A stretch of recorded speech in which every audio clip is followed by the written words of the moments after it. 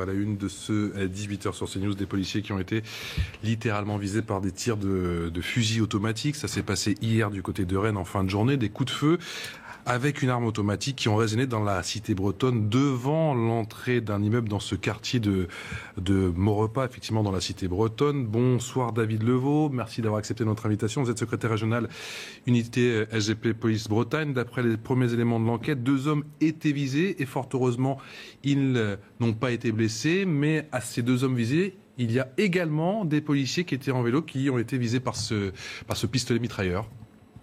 Oui, c'est exactement ça. Non seulement ces policiers, mais je tiens à rappeler que c'était à 16h45. C'est un quartier populaire où il y a beaucoup d'enfants, de familles sortis d'école. Donc évidemment, c'était en premier temps sur une rafale qui a été lancée sur d'autres dealers. Et puis ensuite, ils se sont retournés évidemment sur les policiers qui étaient là et qui ont essayé évidemment de les identifier et de les interpeller. Dans quelles conditions justement ils ont été visés, ces policiers? Vous me dites que c'était des policiers qui passaient par là ou qui ont justement été attirés par ces coups de feu?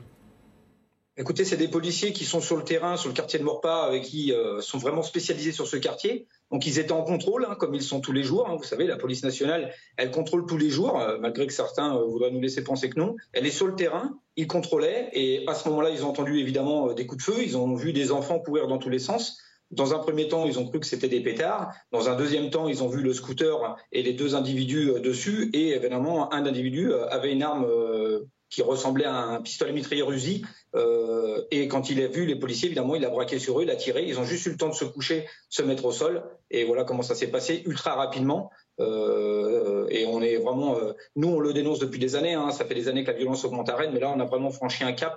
Et quand on le dit, souvent, on peut nous cautionner ou nous dire qu'on est des agitateurs. Aujourd'hui, la réalité du terrain, elle est là. Et ce qu'on dénonce depuis des années, malheureusement, c'est malheureux de le dire, mais voilà, ça se passe. Et à Rennes. David Levaux, vous me dites que vous êtes habitué au théâtre, aux scènes violentes, c'est votre quotidien. Mais là, on a clairement franchi un cap, vous en parlez avec vos collègues, à Rennes et pas seulement en Bretagne? Oui, vous savez, généralement, la Bretagne, c'était pas un territoire, et Rennes non plus, où on voyait ce genre de choses.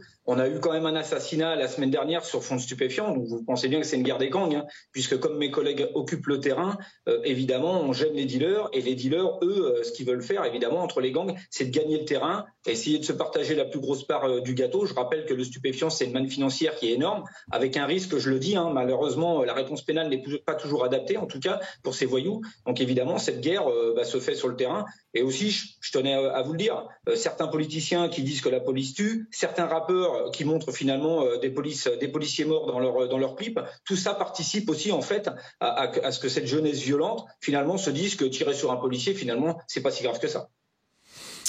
Pour ceux qui ne connaissent pas forcément les armes, là on parle d'un Uzi, c'est un pistolet mitrailleur, c'est ça? Oui, c'est un mini pistolet mitrailleur, évidemment, qui peut tirer coup par coup ou en rafale. Voilà, les armes utilisées, pour moi, c'est pratiquement une arme de guerre. C'est des armes qui sont d'habitude pas utilisées, en tout cas sur Rennes. Mais c'est surtout ce qui est super inquiétant. C'est vrai qu'aujourd'hui, c'est en plein jour dans un quartier populaire, mais c'est-à-dire que maintenant, on tire carrément en visant les policiers. Et c'est vrai que sur Rennes, on n'avait jamais vraiment connu ça. C'est pour ça que là, on dit que ça a passé un palier énorme. Voilà, donc c'est super inquiétant. Et moi, je me mets à la place des habitants de ces quartiers populaires qui, évidemment, sont les victimes de ces trafiquants et les victimes de ces règlements de compte et qui, malheureusement, risquent de prendre une balle perdue, un enfant, une femme, et puis de n'importe qui, en fait. Et c'est ça qui est très inquiétant, en fait, sur la commune de Rennes. Mais c'est dans sa globalité, sur l'ensemble de la commune, qu'on a vu une augmentation de la criminalité due au trafic de stupéfiants.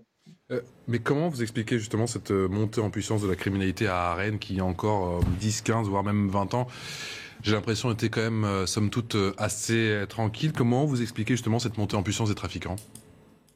Il vous aura pas échappé qu'on a une période dans la police nationale et d'ailleurs la gendarmerie nationale où on a eu une coupe franche des effectifs. Alors on va me dire que je fais du rétropédalage, mais en 2008, il y a eu finalement les RGPP qui étaient installés. On a dû évidemment couper dans les effectifs de police.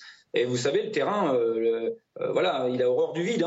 Dès que vous n'êtes plus sur le terrain, les dealers s'en accaparent. Encore une fois, je vous le dis, le stupéfiant, c'est l'offre et la demande. Rennes est une ville estudiantine, il y a beaucoup de demandes, donc il y a beaucoup d'offres. Donc voilà, quand je dis il y a un gros gâteau à se partager, et puis arrivé un moment, la part n'est plus assez grosse pour certains, ils veulent tout le gâteau. Et voilà, et là on est reparti dans un système où on l'avait dénoncé il y a une semaine ou deux en disant qu'on espérait qu'il n'y aurait pas d'escalade et de guerre des gangs. Malheureusement, force est de constater que le terrain nous donne raison. La guerre des gangs elle est installée, et de toute façon mes collègues vont continuer à lutter contre les stupéfiants et feront en tout cas leur maximum. Mais je tiens aussi à préciser que les services judiciaires sont sur le coup aussi. On interpellera ces personnes, j'en suis persuadé. Mais aussi, on a un problème de ce côté-là, c'est qu'on a un gros manque d'effectifs sur les effectifs de police judiciaire et aussi du matériel défaillant et une procédure judiciaire qui est tellement lourde que nos enquêteurs ne peuvent plus travailler correctement. On parle de 2 hommes casqués d'après les témoins. Est-ce qu'ils sont identifiés? Est-ce que vous avez cette information? Non, ils sont pas. Alors, je vous parle, je n'ai pas l'information qu'ils soient identifiés. Après, vous aurez bien compris qu'il y a une enquête en cours et que je peux pas me permettre en tant que policier. Il y a le secret de l'instruction et le secret de l'enquête. Mais j'ai aucune inquiétude. Vous savez, les services de police judiciaire, c'est des services spécialisés. Ce sont des professionnels et j'ai pas d'inquiétude. Comme ils l'ont fait la semaine dernière, ils ont retrouvé les auteurs du crime de la semaine dernière. Donc, j'ai pas d'inquiétude sur le fait qu'ils retrouvent les auteurs et rapidement et ils sont traduits devant la justice. Dernière question, David Lavaux. Est-ce qu'il va falloir s'habituer en France à ce que des policiers soient pris pour cible aux fusils mitrailleurs? Bah écoutez, je peux vous dire qu'une chose, j'espère que non. On est dans un pays, dans une démocratie, un beau pays républicain avec des valeurs républicaines. Et j'espère qu'on va pas voir de plus en plus ce genre de fait. Maintenant, c'est dans les mains aussi de la police, mais aussi de la justice et de nos gouvernants, et aussi, je pense, de certaines personnes de prendre leurs responsabilités, d'arrêter de mettre de l'huile sur le feu, d'arrêter de faire des déclarations qui font exploser le système, et d'arrêter aussi de cautionner que le policier tue, que le policier est méchant. Non, le policier il protège, il sert. On l'a vu dans toutes les actions, et je pense que les gens qui étaient au Bataclan, les gens qui sont partout, les gens qui sont dans les tours en feu, qui sont sauvés par les policiers, eux, ils le savent. Merci beaucoup. Merci à vous, David Lavaux, d'avoir réagi en direct sur CNews pour nous apporter toutes ces précisions concernant cette situation hier à Rennes. J'imagine que David Lavaux faisait une allusion à peine voilée, bien sûr, aux propos de Jean-Luc Mélenchon ou encore à ceux de Louis Boyard, qui est le 2e plus jeune député de l'Assemblée nationale, député NUP LFI, qui a encore répété hier que la police tue.